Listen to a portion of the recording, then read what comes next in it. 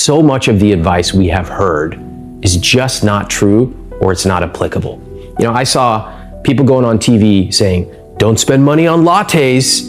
And I bet everybody watching this has heard someone tell them, cut back $3 a day, 700 years from now, you can have $100,000 in the bank. And I would look at my friends, we're like, who wants to live like that?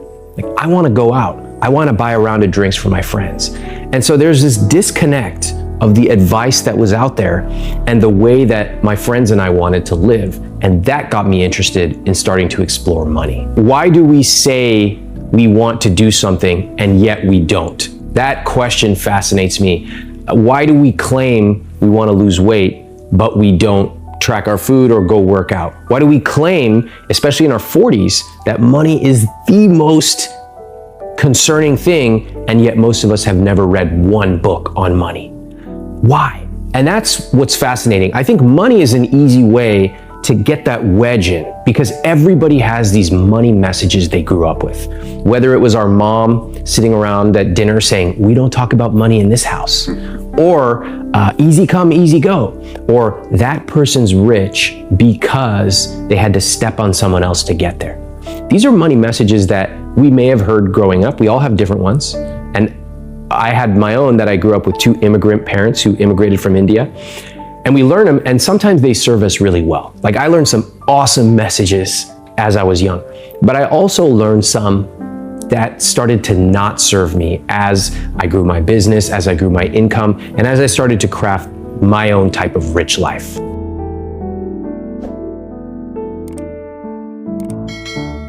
This idea that one day I will have enough money to do what I truly want. And the idea is one day I will finally go to the gym. One day I will finally travel. One day I will finally do all these hobbies.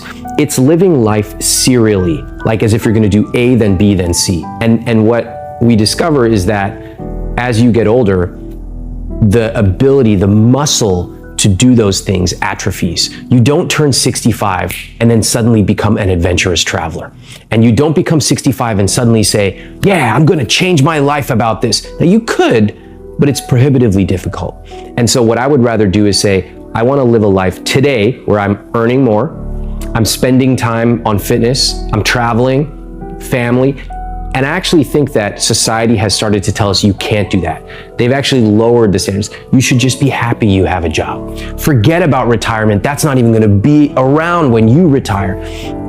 Instead, what we can do is to say, you know what, I'm taking back control. I'm gonna surround myself with people who are into self-development, who are successful, and I'm gonna see the secret skills and habits that they use, and I'm gonna adopt them for myself.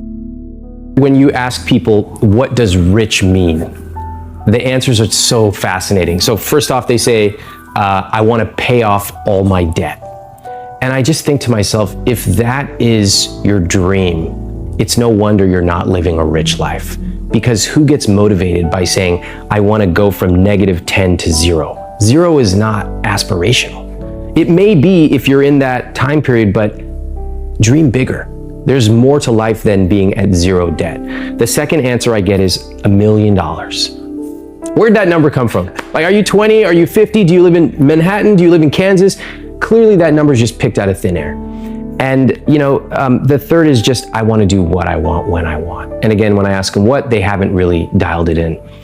When I think about a rich life, what I encourage people to do is to get super specific. When I moved to New York, my dream was to be able to take a taxi instead of going on the subway if I had to go to a meeting in summer. The cost irrelevant, $3, whatever. But for me, that was rich. Then it was to be able to order appetizers, because when I was a kid, we never did that, right? We went out once a month, we had a coupon, we went to a pizza place. Right. That was life. Sounds like my mom. Exactly. Yeah. And of course, as you get older, maybe more successful, your dreams get bigger. But the specificity there was amazing. And so when people say, my rich life is, like, I like to eat out, I say, awesome, you like to eat out, I love that. What would you do if you could quadruple your spending on that? And this is called a money dial. It's like a stereo dial. You can turn that dial up. What do people say to that? Okay, so they always say the same thing. They go, I would eat out 4 times a week. And I'm like, whoa, hold on. They always go linearly. as if they would do the thing they love and then they would do it 4 times more. And I asked them, where do you eat out? And they'll be like, Chipotle. I'm like, you're spending 2 times, 4 times, 10 times more on that money dial, that thing you love. Are you still gonna be eating at Chipotle? And you can see their eyes go like this because they've never considered that the money lens through which they're viewing the world might change. So I had a guy in DC when I was on tour, and he said, my money dial is eating out. And I said, what would you do if you could quadruple it? He said, 4 times. I said, really? What would you do? Think about your dream, your money dial. And he gets quiet and he says, I have a list of every Michelin-starred restaurant in DC. I would go to each one. And then I said, who would you take with you? The room is completely silent. He goes, I would take my family. Why? Because they have never been able to afford to eat at a place like that. So this concept of a rich life is so challenging because it's not linear. If you love clothes, if you turn that dial way up, if that's the thing you love, then you can spend extravagantly on that, and you can cut costs mercilessly on the things you don't. So if you love clothes, you might not shop at the same place. You might fly to Italy and go to the factory where it's made by hand. If you love fitness, you might hire a trainer. If you love philanthropy, you might give 10 times the money and 10 times your time. But this is the beauty of a rich life. It's customized to you. It's totally different than anyone else. And in fact, the more you dial it in, the more crazy you're gonna seem to other people. And that's exactly the way it should be.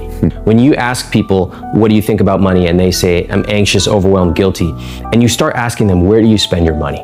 It starts to reveal everything. First off, most people don't know where they spend their money. That's okay. I'm not gonna blame anyone. Why? Because they don't want to look at it? It's like a horror movie? Yeah, okay, so if you take any personal finance book, I challenge anyone, go to a bookstore, look at the first chapter of any money book. Do you know what it tells you to do? Save. It says, pull out all your receipts from the last year, let's make a budget, where are you spending your money? And you know what people do? They go, no, that sounds horrible, let's put this back on the shelf. People do not want to know where their money is because they know that they're probably doing something wrong. And if there's one thing humans are really good at, it is avoiding pain. So in this book, which is really a psychology book disguised as a money book, I started off by picking one area that we all have, one area that we are all kind of bad at, and one area we can improve quickly, and that's credit cards. So people have credit cards, they don't understand how credit cards screw them, and if they have information like read these words off this page and you will get your fees waived or your interest rate lowered, suddenly they're like, oh my God, this works and I can take control. So people don't understand where their money's going. That's okay. We can get to that later, but that's not the first thing you start with. It's like you wouldn't take someone who wants to lose 100 pounds and start benching 225. That would make no sense. You want to start off gradually, meet them where they are and work from there. So with people and money, when they don't know where their money's going, they know that it's probably not doing the right thing, but they don't really want to sit there and fiddle with it and have to spend hours a day tracking a budget. What they want is for it to go where it needs to go and for them to be able to go out and spend on the things they love. It's pretty much that simple. Hence, if you try to give people these things that require them to cut back on $3 lattes for the rest of their life, they're just gonna go, nah, that doesn't sound that good to me, no thanks. For everyone, I would say, what is that thing that gives you joy? And what if you could 2x, 4x, 10x your spending? Really try to imagine what that would look like and feel like. It's probably not just doing more of the same thing. It could be on a whole nother level you have never considered.